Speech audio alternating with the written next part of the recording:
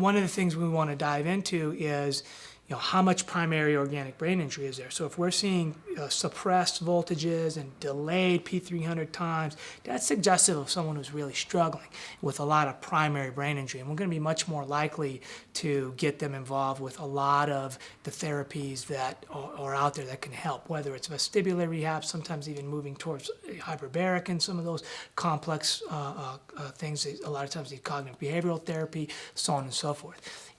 So those markers can guide us. If the P300s look really good, it's also nice because it can be reassuring for us. So we can go to the patient and tell them, listen, your voltages look really good. We still have to address issues with your mood. We have to address issues with your sleep maybe. We have to address issues with neck tightness possibly. We have to address issues with your oculomotor dysfunction. We still need to address these things, but at least we know that the voltages, the P300s look good. And that can be very reassuring and empowering for patients who may think they have permanent brain damage and so on and so forth.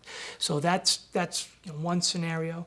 Another scenario, someone who is really struggling with a lot of primary brain dysfunction, it can be validating for them to see that a test that's looking at brain function is showing that, look, you do have significantly delayed P300s, your voltages are very suppressed, your brain map looks really abnormal, and it sort of helps guide them, because a lot of the patients that have had prolonged symptoms are often being told it's in your head.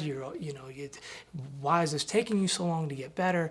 And of course, the classic neuroimaging, like a CT or an MRI, which is a structural or anatomic test, is going to look normal in a lot of those cases.